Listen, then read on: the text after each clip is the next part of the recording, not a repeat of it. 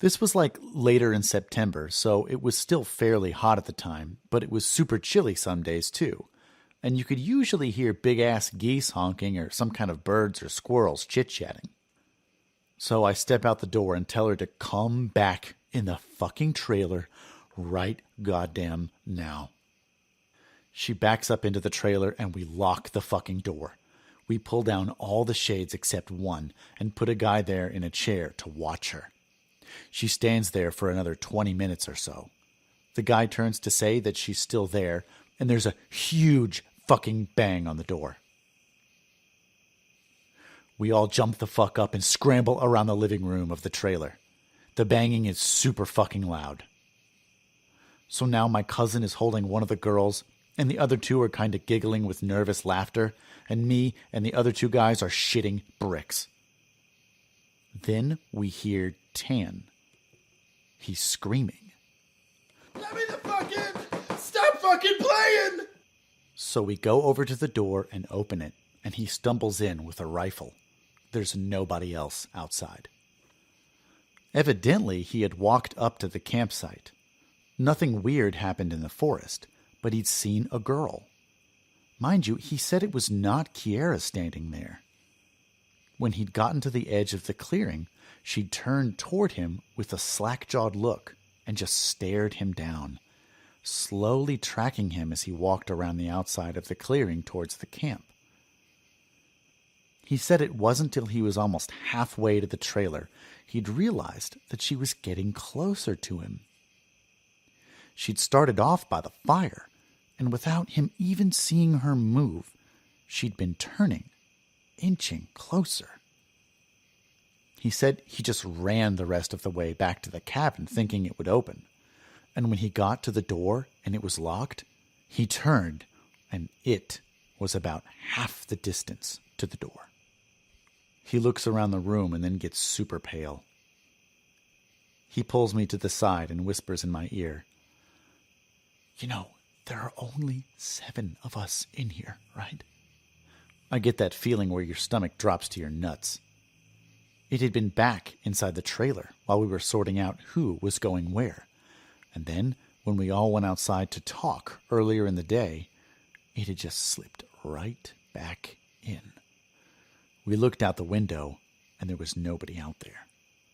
So we recount everyone, and then basically, I go over and ask everyone how many people were here earlier. And everybody says 8. I say, "Well, how many are here now?" They all do the count and then realize there are only 7 people in the cabin. So Tan had brought back a couple boxes of ammo with his rifle, and he had told his dad that there was some kind of animal in the forest because he didn't think his dad would believe him if he said it was Goatman. He says that his cousin is supposed to be coming down in a few hours, and that in the morning we can all go back to his place and his cousin will drive us home. Now I'm really fucking terrified, but I at least feel better because we can be American and shoot the fuck out of whatever it is if it comes back. But then my cousin gets into this huge argument with one of the girls because she thinks that I'm trying to be funny and prank them, and that she's getting really scared and that I'm not funny. He keeps telling her I'm not that kind of person, and she says, "Well, how do we know the girl wasn't just Tanner in a wig? Or if it's really the Goatman, how do we know that this is the real Tanner and that Goatman just didn't kill Tanner in the woods and take his gun?" So we fucking get into a huge argument about this, where me and Tan are like, we could seriously be in danger because, at the very least, someone has been sneaking themselves into our fucking trailer without us knowing and mingling with us. And at worst, something bad is in the forest fucking with us.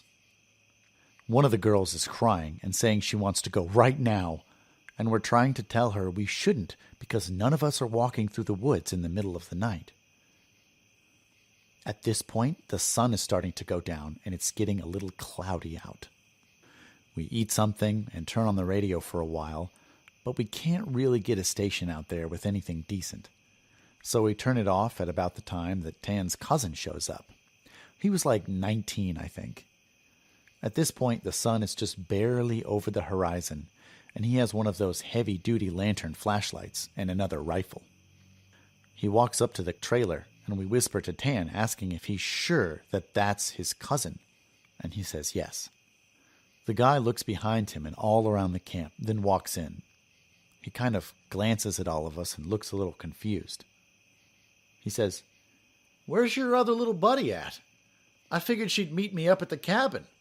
Is she a little slow or something?" He also asked whether we'd been cooking blood in the cabin because it smelled like blood in hot pans all the way up the trail. We're all like, fucking nope. But we ask him what the fuck he's talking about with the girl he saw. He had come down the same trail Tan had been using, and he'd come up on one of you guys' buddies standing in the middle of the trail, looking at him slack-jawed. He'd asked her a bunch of questions, but all she did was just look at him. Then she smiled at him, he said, and he kept walking. She couldn't seem to keep up with him and kept lagging a little behind him. He said he asked her if she was hurt or something, and if she needed any help. But she'd continued to stare. Eventually, he'd been walking and turned around a bend in the trail. But when he turned around and went back to see if she was okay, the trail was empty. He'd assumed she'd taken some shortcut through the woods to our trailer. We tell him the whole story of what's been going on. I half expected him to say we were full of shit, but he just listened, and then he sat down on the couches in the living room. Tanner's cousin gets back to the girl. He says, when she'd kept trying to lag behind him, it had kind of weirded him the fuck out, so he tried to keep her in front of him, but no matter how slow he walked, she was always lagging a little behind. And then he smelled this nasty smell, and it got stronger as he got back to camp. Eventually, it got really strong. She'd said something really low that he didn't catch, and when he had turned around, she'd been right the fuck up on him, and he stepped back from her. It was at this point he asked her if she was okay, and if she wasn't, if she wanted him to carry her back the rest of the way, and she just kept staring. He said he reached out for her, as if to grab her on the shoulder, but he must have misjudged the distance because she was off to the side of where he'd put his hand, like she'd moved while he was looking dead at her. So at this point, we know this shit's real, unless Tan is playing a joke, which we can tell he's not because he's almost pissing his pants. So they load up their rifles, we eat some more, and we just kind of sit around until about 11. To this fucking day, every time I think about this, I really pray to God that it's some huge prank that my cousins played on me and just never revealed so I would shit for the rest of my life. At around 11, the stink of copper turns into an actual nasty, gross, blood-like smell, like cooking blood and singed hair. Tan and his cousin, Reese, get the fuck up instantly and grab the rifles. There's like a half knocking, half clawing at the door. And I shit you not, there's this voice. And it sounds like when you see those YouTube cats and dogs whose owners teach them how to talk. It says in this halting, weirdly toned voice, "Let me the fuck in. Stop fucking playing." It made my fucking nuts creep up against my body, and one of the girls just starts crying and calling on Jesus. Let me It was so fucking obviously not a person talking. It didn't have the right cadence. And that's some shit that I never realized until that moment. All people have a certain kind of rhythm to talking. This shit didn't have any kind of cadence or rhythm. One of those YouTube cats, that's what the fuck it sounded like outside the door. So now I'm in full-on terror mode. We keep yelling outside, Who is it? Stop fucking around, man! and it just keeps saying in, or let me the fuck in, for almost 15 minutes. So then the smell goes away for a while, and for the next hour or so, you can hear someone basically creeping around in the woods and shit. Every couple minutes, it'd come back into the door, and say something.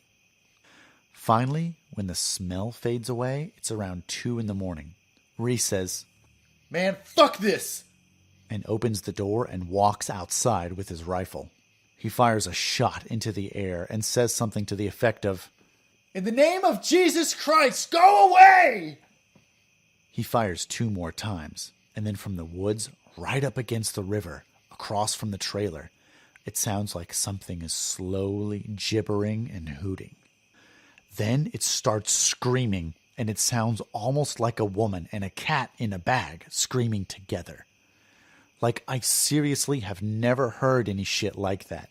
And you can hear the brush over that way start to shake. Reese fires over into the tree line and then starts backing into the house. We lock the door and we can hear this shit keening and screaming. Reese says something had come out of the bushes, super low to the ground and crawling toward the cabin. He had shot at it. Pretty much, that was how the rest of the night went. It was literally screaming constantly for the next 2 hours, and we could hear shit moving out off into the tree line. But it never came back up to the cabin until everyone had finally fallen asleep. Tan had been sitting in the chair watching the door with his rifle. Nobody else heard or saw this, and he told me 2 days later after the whole thing was over. He said he'd been nodding off after the screaming and noises finally stopped, and he had been almost asleep when he saw someone come out of the bathroom and then lay down in the middle of the floor and go to sleep. He just assumed it was one of us, and he had nodded off. Then, he said, he kind of realized something was wrong, and while pretending to be sleeping, he counted us. There were 9 people in the cabin. He didn't want to try to shoot at the fucking thing in the cabin and have it kill us all then and there, or have Reese wake up and start shooting and then we kill ourselves. So he just stayed awake all night, pretending to be asleep. He said sometimes it would stand up and kind of do this weird, jittery thing, or heave like it was laughing, but then it would lay back down. The story closes pretty weak because, from my perspective, nothing happened. We woke up, and I noticed that Tan was a little jittery and that he was avoiding looking at all of us. But we ate some breakfast, packed up, and started walking to his house. He stayed last in the cabin and said he'd lock up and bring me my uncle's keys, to just start walking and he'd catch up, which I didn't really want to fucking do. We got a little bit up the path, and when he came running up, basically we just jogged back to his house. His cousin took us home. There was a window in the bathroom. Tan had gone back to lock up and looked in there. We were too stupid to lock a screenless window. The window was fucking up when he went in there. I'm guessing it had been doing that all along, waiting for us to fall asleep or slip up and then getting in among us. It walked with us all the goddamn way back to his house. And then, he said, it lagged to the back of the group and looked him dead in the eyes before walking into the woods.